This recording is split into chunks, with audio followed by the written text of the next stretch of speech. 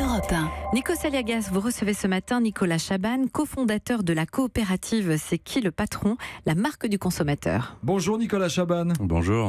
C'est qui le patron est un produit que vous avez lancé en décembre 2016, une brique de lait équitable. La voici, je la montre pour les auditeurs qui nous suivent aussi en images sur europe1.fr. Vous rêviez d'en vendre 7 millions, vous avez dépassé les 72 millions.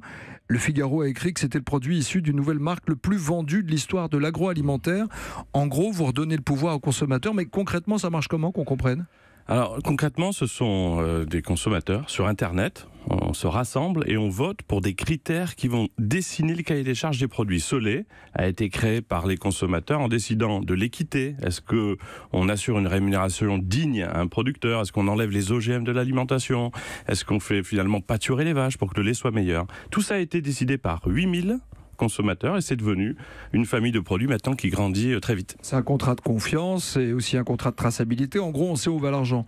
Donc vous soutenez aussi le petit producteur qui n'a pas les moyens de faire connaître sa matière première. C'est la première démarche, ça a été fait pour ça.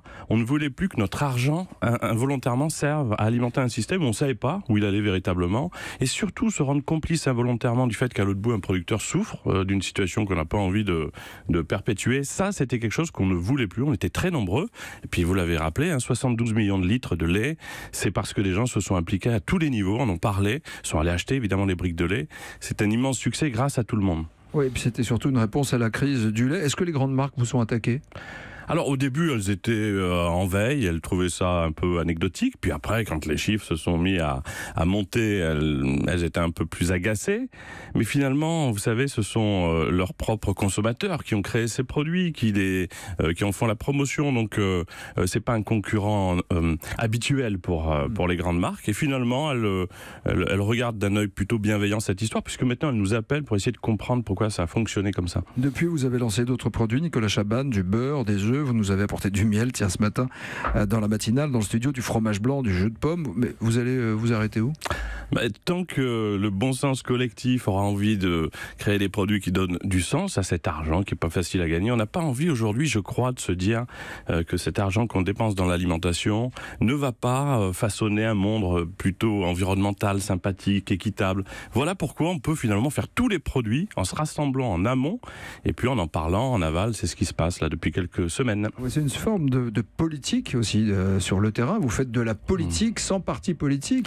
Vous sortez des produits, vous vendez des produits sans publicité. En fait, vous êtes en marge du système, mais ça marche. Voilà, mais là, vous dites une chose très juste, c'est-à-dire que tout le monde s'est rendu compte qu'on avait dans notre poche un bulletin de vote extraordinaire, ça s'appelle la carte bleue.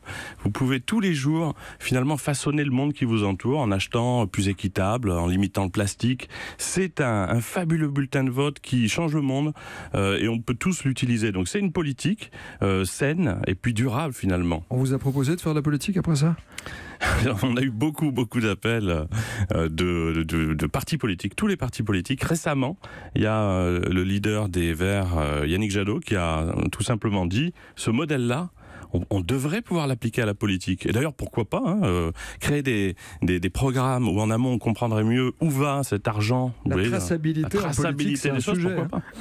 Hier, une étude de l'INRA INSERM, qui a été portée sur 70 000 personnes, nous a appris que lorsqu'on mange bio, on réduirait de 25% le risque de cancer.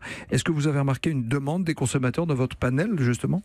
Ouais, le bio est toujours très demandé. Il faut rappeler que c'est bien le vote qui décide de tout, et notamment du mode d'agriculture. Le bio est de plus en plus haut. On voit le succès du bio. Biocoop, première enseigne préférée aujourd'hui, qui progresse dans le monde économique.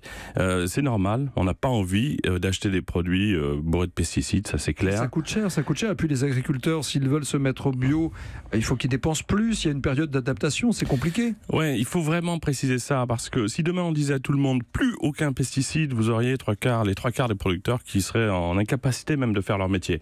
Donc il faut aller vers ça, mais y aller peut-être progressivement, et puis que les consommateurs s'associent à ce soutien des producteurs.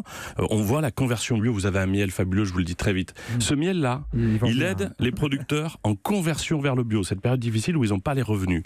On a demandé à tout le monde, est-ce que vous rajouteriez des centimes pour aider ces producteurs en conversion ? conversion, 11 centimes ont été votés, et c'est devenu l'innovation de 2018 la plus vendue. Donc vous voyez, mettre du sens dans un produit, c'est aussi une façon de lui donner des forces pour qu'il se vende mieux. C'est le maître mot aussi du Salon international de l'alimentation qui ouvre ses portes aujourd'hui jusqu'à jeudi en région parisienne. La tendance, c'est le retour aux sources, l'émergence des petites marques, le respect des valeurs du consommateur. Les gens ne sont plus dupes, Nicolas Chaban? Les gens veulent véritablement, encore une fois, que leur argent, on veut tous que notre argent serve à quelque chose de bien. On a pour ça maintenant les réseaux sociaux, des moyens de s'informer sur l'histoire des produits. Là, nous, on va plus loin parce qu'on réécrit nous-mêmes cette histoire. Mais ça va dans le sens, je dirais, d'une réappropriation du monde qui nous entoure au niveau individuel. Les technologies, le digital le permettent. On ne veut pas se priver, nous, de faire évoluer les choses au maximum dans le bon sens. Il y a une prise de conscience, on le comprend, on l'entend aussi du côté de nos auditeurs qui témoignent sur les réseaux ou ailleurs. Merci Nicolas Chaban d'avoir été avec nous ce matin, notre invité. Vous êtes le cofondateur de la coopérative C'est qui le patron, la marque du consommateur. Merci Nicolas.